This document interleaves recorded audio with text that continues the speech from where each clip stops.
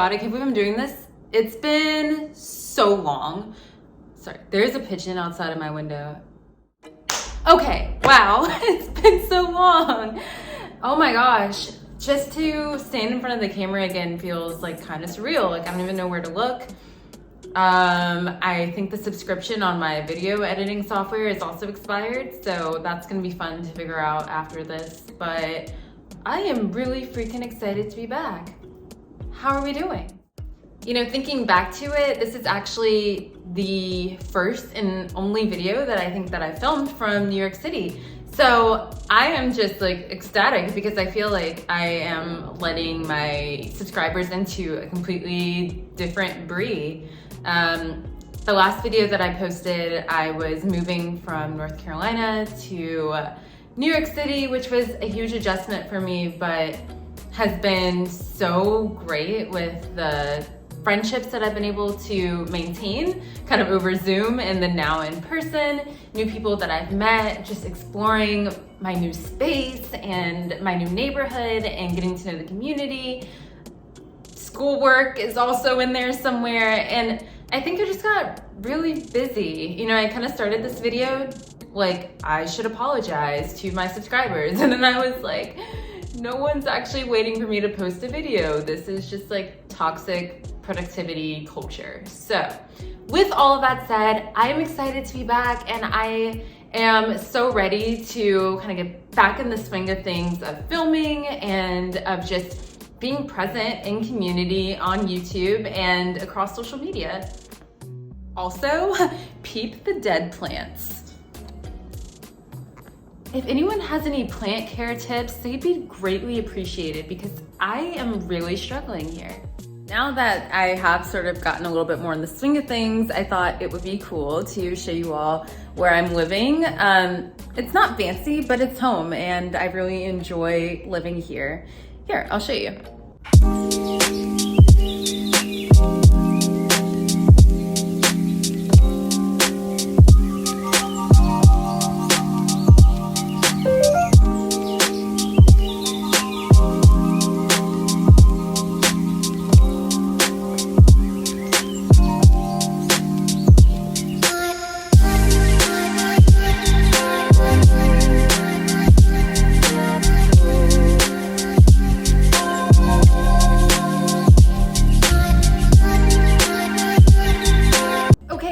Pretty nice, right? Like, I do like living here. The neighborhood is great, the people are great, and it's a very spacious apartment for two people living in Manhattan. So I've really enjoyed it here so far. I wanted to update you all just on kind of like what's going on in my life and what have I been doing in case you care. So fortunately, I was a recipient of the Robert Wood Johnson Foundation Health Policy Research Scholars, and that program, and I learned about that in September. So that was kickstarted, and that has been honestly one of the most, probably one of the largest blessings in my doctoral career thus far.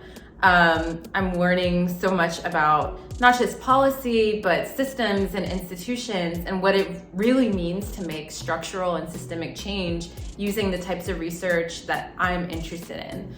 That has been incredible. I took 17/18 credits last semester, which is also why I kind of fell off the map. I honestly didn't even have time to do classes, to do my clinical work, being a part of various committees. Y'all know the struggle.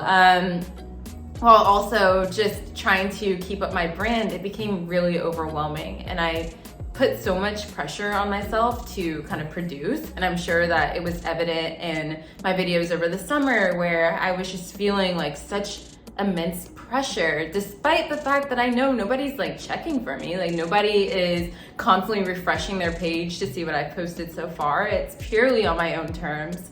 But that kind of internal pressure really got to me, and I knew that I needed to take a step away. With that said though, I'm really happy that you all are here. I'm happy to be back in this space. This is actually a very impromptu video, which is how I know that it's coming from the heart. I stepped into the room to take the trash out, and I was like, I'm gonna make a video.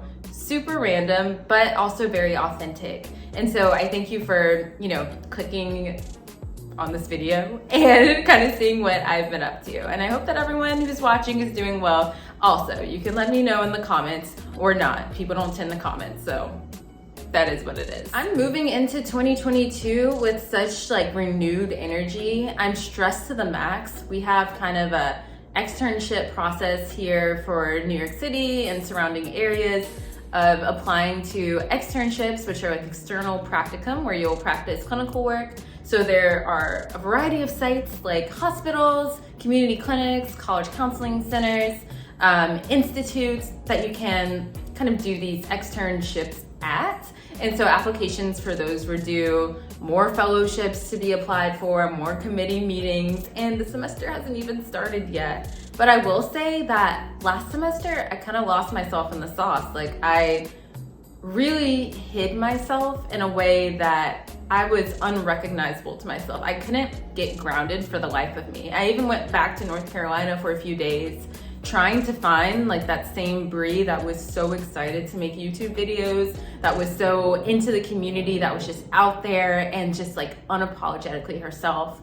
Went searching for her this past semester and like couldn't find her. And I began to feel really defeated. And it took friends actually telling me that they noticed a change for me to be like, you know what? Like I need to stop denying myself. I need to stand true in who I am, refine my voice, because it's not going to be the same as it was last year, but it's still me, and this new iteration of me is something that I am extremely excited about. Personally, I think that it's been hard, like receiving so much feedback. In a doctoral program, you're getting critiqued on not just your work that you're producing, so not just like papers, it's also the clinical work as a part of my program. And then it's also this piece of professionalism and just how you present. Do people like you? Do the faculty like you? Are you fitting into the program? There's so much evaluation, and it can be really jarring to receive that all at once and constantly. And even if it is a mixture of negative and positive, I think I kind of lost myself in what those evaluations were and like tied it to my own self-worth, to my own mission, constantly contemplating if I even belonged in a doctoral program, if this field was meant for someone like me who does have these sort of outside passions, and I'm not sure how to connect all the dots, but it makes sense in my head, and communicating that to other people has been challenging. It was a lot of self-reflection, and honestly, taking 18 credit hours, like just did a number on my energy levels. I felt like I was just constantly drowning, and there was no way that I could possibly bring myself up from the water. But this semester, it's gonna be different. I truly believe that, because I'm not letting myself go back to that place. I didn't like who I was. I didn't like how much I was hiding and how much I was denying my true self. Like I'm a hellraiser. I'm someone who likes to make noise. I'm someone who likes to call out injustices when I see them. And the fact that I just like stayed silent when things happened to me or those around me was so off character for me, and it really went against my values. And it is probably the most betraying feeling to not hold tight to your values. And so 2022, I'm ready for you. I hope the field of mental health is ready for me as well. And if not, I'm coming anyway. Mental health in graduate school, mental health in a PhD program, as a woman of color, as someone who doesn't fit the mold as far as what I'm interested in doing afterwards or even while I'm here, I have to deal with a lot of barriers. There's a lot of people telling me that there's no way I can do the things that I want to do. And so staying true to my vision and knowing that my passion is going to lead me to wherever I need to be in the time that I need to be there, I'm just going to have to trust that process and have to trust in God. And I think that things will work out. Mental health is incredibly important. It's something that I preach, like being a clinician now, I am my client's biggest advocate, and I am looking forward to transferring that same energy to myself, because I really, really was running myself ragged. And I hope that if anything, this serves as a message to you all that like, you don't have to be a slave to the system, you know? Do what feels good to you, and just because you can doesn't mean you should. A friend told me that and it's really stuck with me. So here we go. Thanks everyone for listening. I hope that you enjoyed this video, and Bree's back. I'll be back with some videos, maybe of just adventures in New York City and other facets of what it's like to be a PhD student, because it's not all work, and I don't want to be just a channel for grad school tips. Sorry. There's not that many tips I can give. I mean, they're out there. There's other great resources. What I'm interested in is showing you all the very multifaceted life of a PhD student and all that it entails. So I'm bringing this new energy. I hope that you all like it, and I'm totally open to feedback. So let's do this together. Bye.